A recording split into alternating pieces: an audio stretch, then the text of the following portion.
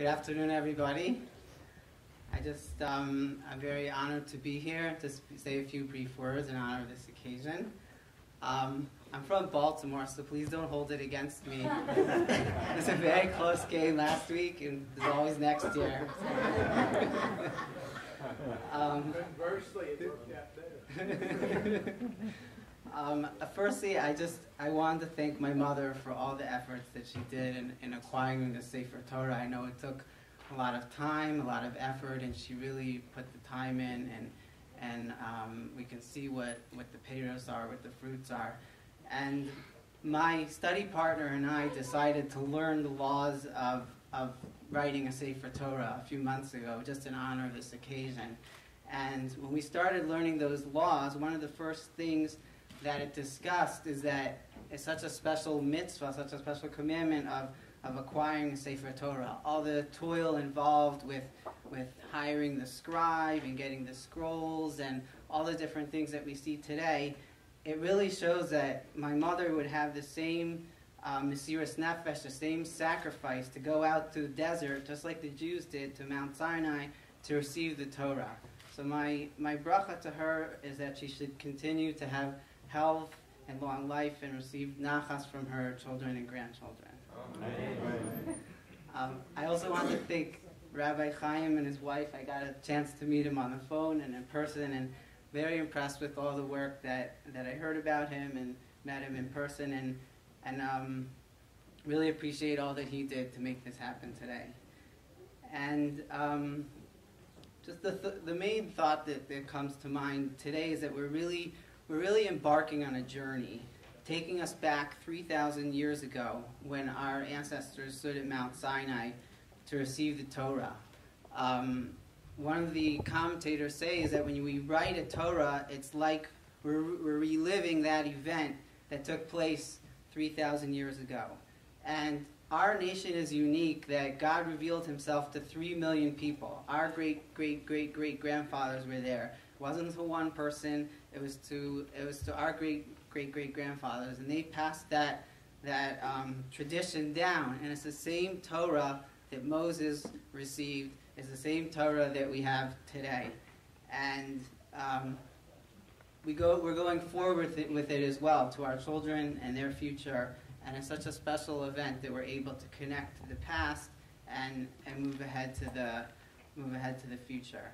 And if we look in the Torah, there's 600,000 letters, and each of us has a special letter in the Sefer Torah. Each of us has a special role to play in the Jewish people. And we all unite, and we see it's a beautiful thing when it's all together. And thank you to all those that donated letters or portions in the Torah. It's very much appreciated. And as we escort the Sefer Torah to its new home with your very capable rabbi as your guide, you'll see how much your lives will be enriched by reading it, by learning it, by studying it, by connecting to it, going all the way back to Sinai, and again taking us to where we are and into the future. And I thank God for allowing myself and my family to participate in such an event, and my heart and my prayers that we should unite as one and very soon rejoice in a very new existence and a new life in Jerusalem may speedily be built in our days. Amen. Kindness. He was always looking out for me. He was very loyal and modest and generous. When he was very ill with Parkinson's disease, he expressed concerns about me, and he says, I want to give you this piece of property. I want to give you a piece of property. I said, no, you keep it to pay for your medical expenses. And then we go back and forth. Anyway, he died soon thereafter, and it's the proceeds from that property that I have used to purchase this Torah in memory of my brother. And I want to thank God, and I want to add to this, going down the generations, that I thank God every day for the gift of my 4 sons, Jacob, Michael, Benjamin, and Josh, and Jacob's wife, Robin, and my grandson, Eitan. I pray that you will follow the examples of your grandparents and great-grandparents and do acts of hesed and kindness for the Jewish people and the non-Jewish people. The theme of this Torah dedication is unity, and our tradition teaches us that unity brings peace to the Jewish people and the coming of the Messiah. I know of no other organization that promotes and exemplifies this spirit of unity than Chabad, and we heard about this earlier. It is because of my encounter with Chabad in Jerusalem in 1974 that I became observant, was motivated to keep a kosher home, and provided for Jewish education for my 4 sons.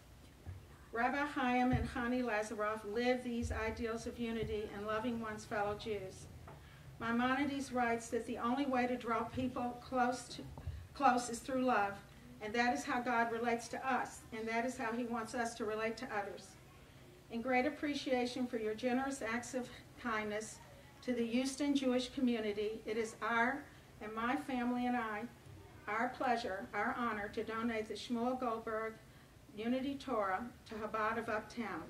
May God bless you and your family with the health and the strength to continue your righteous work.